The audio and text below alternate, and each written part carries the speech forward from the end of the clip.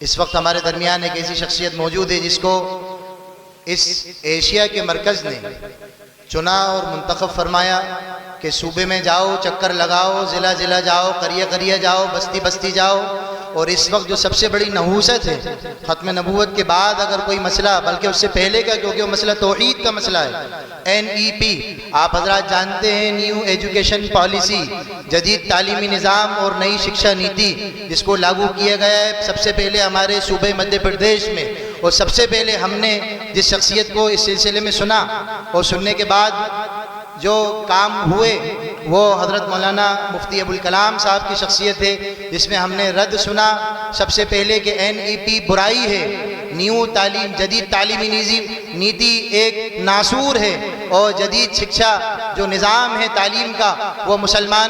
ہندوستان کے مسلمانوں کے لیے ایمان لیوا ثابت ہو سکتی ہے، ان سے اشلوک پڑھوائے جا رہے ہیں اور کفریہ اور شرکیہ منتر اور نہ جانے کیا کیا ان سے بلوایا جا رہا ہے۔ پورے مدھیہ پردیش میں اضلاع کا دورہ کرنے والی جو شخصیت جس کو دارالعلوم دیوبند نے مدھیہ پردیش کا صدر منتخب کیا، وہاں کے علماء کی کمیٹی نے، ہمارے درمیان وہ شخصیت موجود ہے جو یقیناً وہ بھی جامعہ اسلامیہ عربیہ مسجد ترجمہ والی کی فیض یافتہ ایک نسبت ہے حضرت مفتی صاحب سے، اور اس کے اوپر نسبت ہے آگے جا کے اکابر دیوبند سے۔ میں درخواست کر رہا ہوں ہمارے بڑے مشفق و مربی سرپرست تحفظ ختم نبوت حضرت مولانا مفتی ابوالکلام صاحب قاسمی تشریف لائیں اور اپنے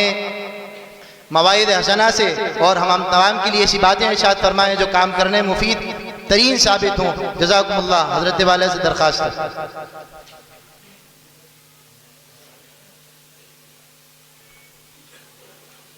السلام علیکم ورحمۃ اللہ وبرکاتہ۔ بسم اللہ الرحمن الرحیم، الحمد للہ رب العالمین، والصلاة والسلام علی سید المرسلین وعلی آلہ وصحبہ اجمعین، اما بعد، اعوذ باللہ من الشیطان الرجیم، بسم اللہ الرحمن الرحیم، ان الدین عند اللہ الاسلام، صدق اللہ العظیم۔ معزز علماء کرام، ختم نبوت کے نائب ناظم، کل ہند نائب ناظم حضرت مولانا شاہ عالم صاحب قاسمی دامت برکاتہم، حضرت مولانا محمد احمد صاحب ناظم جامعہ اسلامیہ مسجد ترجمہ والی بھوپال، مولانا محمد یعقوب صاحب اور دیگر تمام ساتھی، اور یہاں پر بیٹھے ہوئے اکثر علماء کرام ہی ہیں یہاں پر۔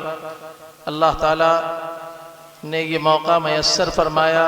مولانا فیضان صاحب چاند میاں اور ان کے اور بھائی لوگ بھی ہیں، ان سب کے ذریعے سے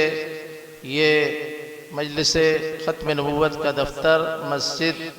اور یہ دینی مرکز یہ قائم ہوا۔ مولانا یعقوب صاحب کی سرپرستی میں اور مولانا یعقوب صاحب کی محنت و جد و جہد اور ترغیب دلوانے پر اللہ تعالیٰ اس کو قبول فرمائے اور ان کے درجات بلند ہونے کا ذریعہ فرمائے۔ مجلس ختم نبوت یہ سن 1986 کے اندر قائم ہوئی تھی تقریباً، اور اس پہلے اجلاس کے اندر میں شریک تھا جس میں مجلس تحفظ ختم نبوت دارالعلوم دیوبند میں قائم ہوئی۔ اگرچہ تحفظ ختم نبوت کا کام تو ہمارے سارے اکابر، علامہ انور شاہ کشمیری رحمۃ اللہ علیہ 100 سال پہلے یہ سارے اکابر کرتے رہے، لیکن باقاعدہ مجلس تحفظ ختم نبوت کا جو اعلان کیا گیا اور باقاعدہ اس کا انعقاد ہوا، وہ تقریباً مجھے یاد آتا ہے کہ سن 1986 میں ہوا، اور میں اس مجلس میں شریک تھا، اور اس کے اندر ہند و پاک کے بڑے بڑے علماء کرام موجود تھے، بلکہ ہمارے قریبی ممالک کے اور دیگر حضرات بھی موجود تھے۔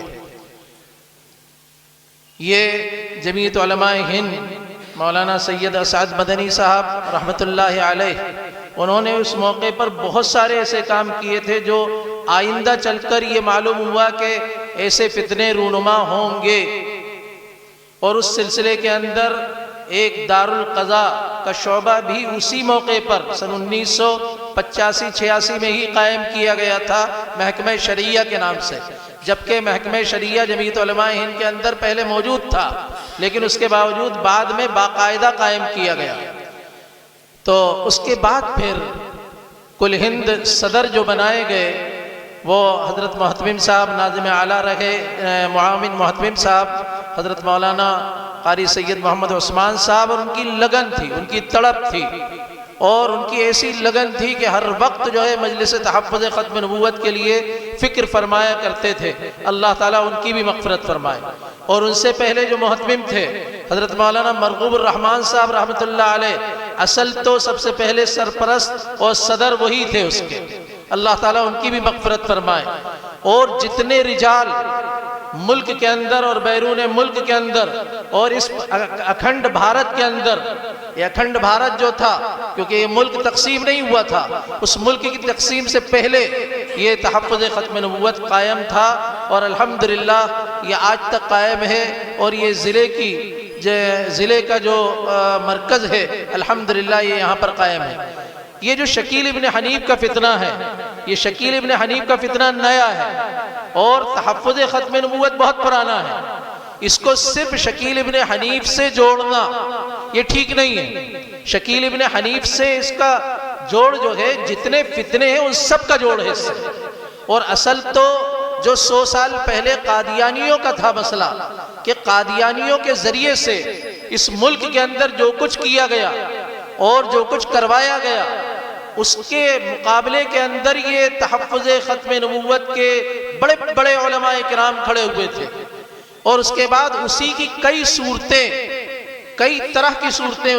اسی میں سے ایک شکیل ابن حنیف کی صورت بھی ہے، اور مہدوی فرقہ بھی ہے، اور مہدوی کئی فرقے ہیں جو تقریباً جو ہے روزانہ کچھ نہ کچھ انتشار اور خلفشار پیدا کرتے رہتے ہیں۔ ابھی کسی نے نیا نبوت کا دعویٰ بھی کیا ہے۔ تو الحمدللہ ہمارے یہاں مدھیہ پردیش میں اس کا کام ہوتا رہا پہلے سے بھی، اور الحمدللہ اب بھی ہو رہا ہے۔ ابھی تقریباً 13 اضلاع کے اندر مجلس تحفظ ختم نبوت کی باقاعدہ تشکیل ہو چکی ہے۔ محتمم صاحب دارالعلوم دیوبند کی جانب سے، صدر صاحب کی جانب سے یہ فرمان ہے، ان کا حکم ہے کہ ہر ضلع کے اندر نہیں، ہر تحصیل کے اندر اور ہر گاؤں کے اندر سب جگہ علماء کرام اس کے لیے بیدار ہوں۔ ایک تو مسئلہ یہ ہے کہ ہر ایک ذمہ دار ہے، یہ نہیں ہے کہ کوئی کمیٹی ذمہ دار ہے، بلکہ ہر عالم اس کا ذمہ دار ہے، اور ہر مسلمان اس کا ذمہ دار ہے کہ کہیں پر کوئی شخص مرتد نہ ہو جائے، کہیں کوئی شخص جو ہے اسلام سے خارج نہ ہو جائے۔ ایک تو مسئلہ یہ ہے۔ دوسرے یہ کہ جتنے مدارس اسلامیہ ہیں ان سارے مدارس میں شعبہ قائم کیا جائے، تاکہ شعبوں کے ذریعے سے طلبہ کو تیار کیا جائے۔ دیکھیے مجلس کے ذریعے سے تو عوام میں کام کیا جاتا ہے، عوام میں بیداری لائی جاتی ہے، اور اس سلسلے کے اندر یہ ہے کہ بھائی اس وقت جو ہے آخری زمانہ چل رہا ہے، اور اس زمانے کے اندر ہو یہ رہا ہے کہ اس زمانے کے اندر طرح طرح کے فتنے، اور جو فتنے علامات قیامت میں سے ہیں وہ سارے فتنے تقریباً رونما ہو رہے ہیں، اور جو بڑی بڑی علامتیں ہیں صرف وہ اب قائم رہنا باقی رہ گئے، جو وجود میں آ رہی ہیں وہ وجود میں آئیں گی۔ چند بڑی جو علامات ہیں وہ بس صرف وہ آنا ہے، اور انہی میں سے حضرت مہدی علیہ السلام، عیسیٰ علیہ السلام، اور دجال کا فتنہ، اور یاجوج ماجوج کا فتنہ، اور مغرب سے سورج کا طلوع ہونا، اور اس طرح کے بڑی علامتیں ہیں۔ اس سلسلے کے اندر 2 کام ہم لوگوں کو کرنا ہے۔ پہلا کام یہ کرنا ہے کہ ہر خطیب، ہر امام پورے مدھیہ پردیش میں، یہاں پر دور دراز سے بھی لوگ آئے ہوئے ہیں، ہر امام عقیدے کے سلسلے میں اور فتن کے سلسلے میں، ملاحم کے سلسلے میں اور عقائد کے سلسلے میں بیان باقاعدہ خطبے جمعے کے بیان کے اندر بیان کریں۔ روزہ نماز کا بیان تو ہوتا ہی ہے، اصل عقیدے کا مسئلہ ہے۔ کیوں؟ اس لیے کہ نبی علیہ السلام نے ارشاد فرمایا یصبح مؤمنا ویمسی کافرا، صبح کو آدمی مسلمان ہوگا، شام کو کافر ہو جائے گا۔ تو اس وقت تو ایمان کے لالے پڑے ہوئے ہیں، اور اس وقت تو یہ مسئلہ ہے کہ ہمارے ملک کے اندر یہ ایک ایسا تعلیمی نظام لایا جا رہا ہے جس کے ذریعے سے ہمارے بچے ذہنی طور پر مشرک ہوں گے۔ ابھی ایک بہت بڑے عالم نے یہ بات ارشاد فرمائی تھی کہ تحفظ ختم نبوت کے سلسلے میں کہ بھائی یہ ضروری نہیں ہے، مولانا مفتی شعیب اللہ صاحب نے فرمایا تھا کہ